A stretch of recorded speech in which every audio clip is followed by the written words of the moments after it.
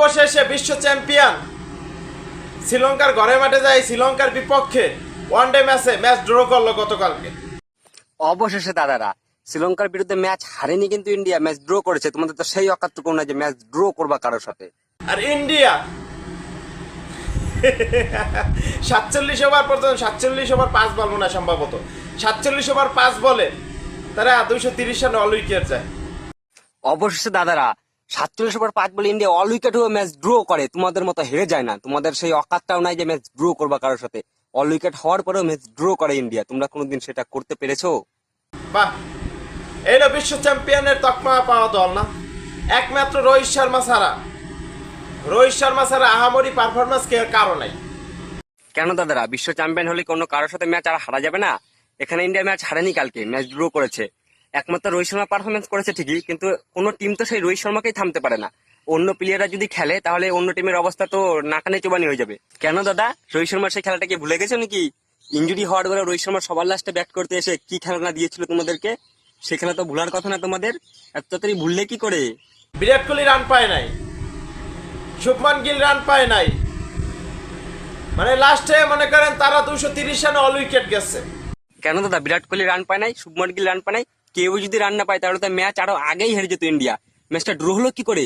রোহিত শর্মা তো মাত্র 58 রান করেছে, আর বাকি রান কে করলো? সবাই রান করেছে বলেই হয়েছে। ভালো করে দেখো, দেখে শুনে বলো, উল্টা পাল্টা বকো না। এখন তো ইন্ডিয়ার বাংলাদেশের অবস্থা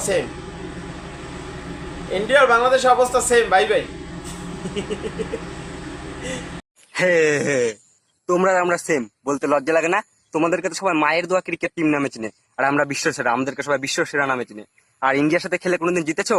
আবার বলে সেম, বলতে লজ্জা লাগে না? ইন্ডিয়ার নাম শুনলে তো তোমাদের প্যান্ট গিলা হয়ে যায়।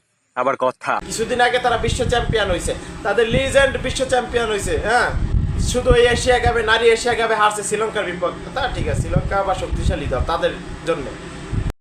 অবশেষে দাদারা আমরা তো এবার টি-20 বিশ্বকাপ জিতছি, আমাদের লেজেন্ডরা বিশ্বকাপ জিতছে। তোমরা কোনোদিন ট্রফির স্বাদ পাইছো? শ্রীলঙ্কা অবশ্যই শক্তিশালী টিম ছাড়া কোনোদিন কারোর সাথে ম্যাচ ড্র করা যায় না। তোমরা কোনোদিন ম্যাচ কারোর সাথে জিতছো, কারোর সাথে কোনো সিরিজ জিতছো? সেটার অকাত তো নাই, শ্রীলঙ্কার সেই অকাতটুকু আছে। সরি দাদা, আমার ভুল হয়ে গেছে। আমি তো ভুলেই গেছিলাম যে তোমরা মায়ের দোয়া ক্রিকেট টিম।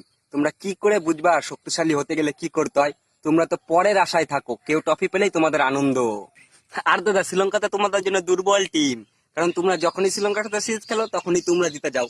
এই জন্য তো শ্রীলঙ্কা দুর্বল। তোমাদের ঘরে এত ট্রফি, আমি তো ভুলে গেছিলাম দাদা, ক্ষমা করে দিও, ক্ষমা করে দিও। সাপোর্ট আমি করি না ইন্ডিয়ার, এটা বাস্তব কথা। বিশ্ব চ্যাম্পিয়নের এই হাল, এই অবস্থা, মানে এটা কিছুতেই মানতে পারতেছি না, আমি মানতে পারতেছি না। আর অবশেষে দাদা, তোমার মতো ওরকম উৎকোচ সাপোর্টার আমাদের না থাকলেও চলবে। তোমার মতো সাপোর্টার আমাদের দরকার নাই। আর তুমি মানো না, তুমি না মানো, তোমাদের দেশ না মানুক আমরা বিশ্ব চ্যাম্পিয়ন, গোটা বিশ্ব জানে আমাদের কি অকাত, আমরা কি করতে পারি। আর তোমরাও ভালো করে জানো সেটা, উপরে উপরে বলো মানি না।